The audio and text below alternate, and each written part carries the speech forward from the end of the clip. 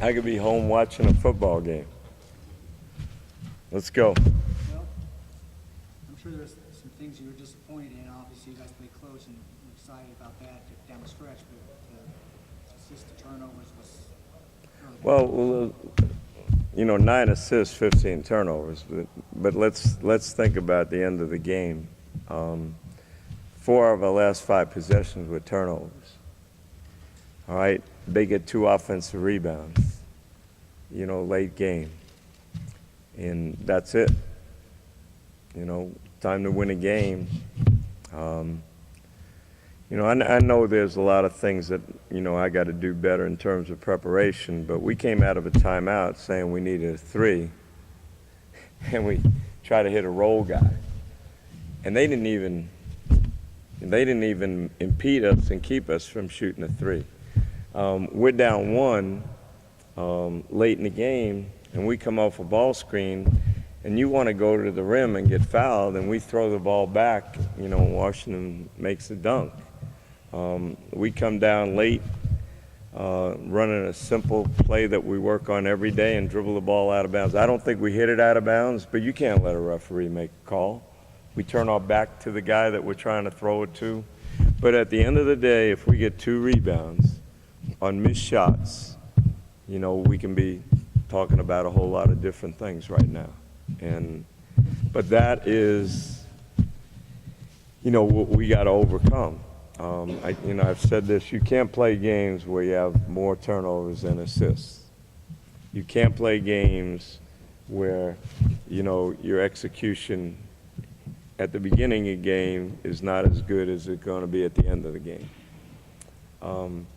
You can't play games where, when it's winning time, you don't come up with a loose ball, long rebound, or make a stop. And we just got to come back tomorrow and prepare and do better, because they've won now 4 times on the road. They've only played 4 road games. They went to Illinois State down 19 and won. Went to Colorado and won. Went to Santa Barbara and won here. And they were missing a pretty darn good player. But at the end of the day, their kid made all the winning plays. He made every winning play. And at the end of the day, we didn't make those. Your team goes 0 for 5 on threes. Was Wyoming doing anything unusual to defend on the perimeter? No, I thought every 3 we took was a bad shot. I'm telling the truth. Bernardi gets in the first play, shoots a guy running at him. Cotton gets in, guy running at him. Sean took a 3 when he was the 4-man. There's nobody within 20 feet of Ryan. I know Sean was open, but I didn't think we needed to take 3s. We got the ball on ball screens pretty much where we wanted to. But I think generally Wyoming didn't foul, didn't give up a lot of second shots, and played real solid. That's the way they play. They're really well coached. They don't beat themselves, and they made winning plays. That's what a team that's 12-0 does, and it's a team like us that's trying to figure it out. Are they a tough? You guys, I thought, played really well defensively, but are they a tough team to defend? Oh, I think they execute great, but they have a great player, and they have a point guard that, is pretty darn solid. And Larry Nance's son, for a sophomore, he's gonna be pretty special when he finishes. But here's the thing, other than Cannon, we didn't score on the block. I thought Cannon was great. But other than Cannon, we didn't get anything on the block. And, they got 2 guys that are shot blockers and do a good job, and we have a hard time scoring over people. But again, we gave ourselves a chance to win, and we got to do a better job as coaches and put us in a position where our guys don't fear failure. That's the bottom line. But fear of failure is part of what contributed to Sean Williams and Jalen Jones going 3 for 11. Well, Jalen can't, he couldn't score over them. He really, Sean, this is Sean's typical line. I don't worry about that. I told Jalen after the game, every time their big kid caught the ball in the low block, he just turned face and drove it to the goal. Jalen's as quick as anybody down there. He looks at himself as a three-man. We got him playing four, and I don't think there's a four-man around any quicker than him. Maybe this guy. But again, he's going to get better. I just know that. It's just, 1 for 6 is not a typical game, but 5 rebounds in that game is not enough.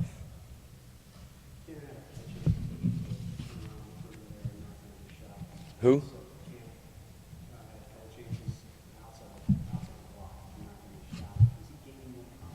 He's getting better. Every day I tell you guys, I look at the film, he's better than you even think about.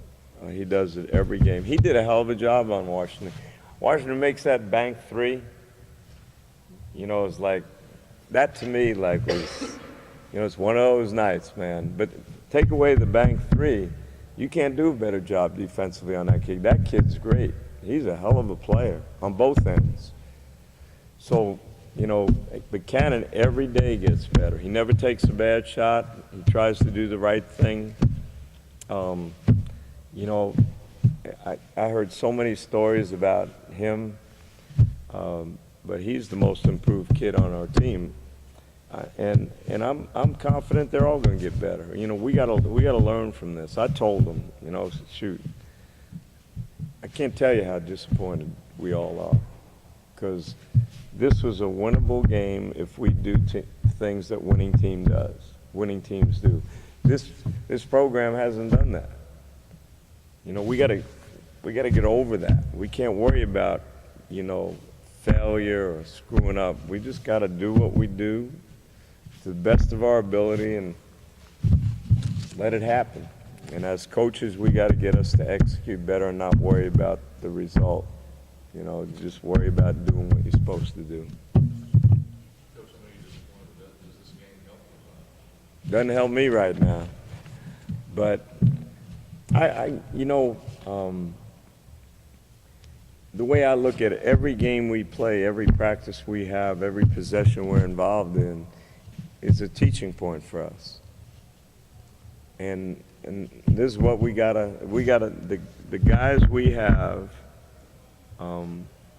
I really believe are trying to do the right thing.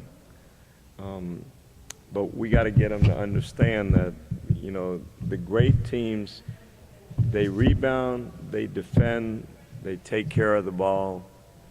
They don't give up easy baskets, which happens on second shots and turnovers. And we got to do a much better job in those areas, and I'm confident we will. We go from a disappointing loss tonight to Sunday. You get to see one of your former players. Yeah, I'm hating that. Open up conference play. Any thoughts on what kind of emotions you may expect coaching against Danny Manning on Sunday? Well, when I got the job, Danny told me in February when I visited Kansas, he said, "Coach, I think I want to be a head coach. How do you think I'll do?" I thought he'd be phenomenal. When I coached him, I felt he was going to be a great coach. When he was in the NBA, after he had so many serious injuries toward the end of his career, he mentored every kid, every coach that he played for, he learned from, and they all, picked his brain and respected his knowledge. He went to KU. Every big kid, I think, that's played for Bill has gone to the NBA. He was a big part of that.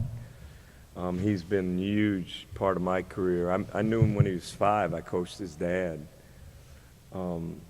Not a day goes by that I don't cherish every moment I had with him and his team, his dad, his family. I hate this game. I hate playing friends, but like when we scrimmage Colorado, or I watch Mark Turgeon or Bill Self or Calipari or Alvin Gentry or Pop or Mike Woodson, all the guys, I'm thrilled to death seeing them doing what they're doing. but I want this game to get over. I told Danny at the beginning of the year, because he lost some good kids. We obviously lost players and have limited depth. I said, let's split. We won't even have to play. But I'm going to be happy to see him. One of the kids ruined it for me. I saw one of the kids from the '88 team in Santa Clara told me he's going to be here with our team for the game. So that kind of ruined it a little for me. But I'm proud of Danny. There's no doubt in my mind he's going to be a phenomenal coach. All right, thanks, guys. Happy New Year.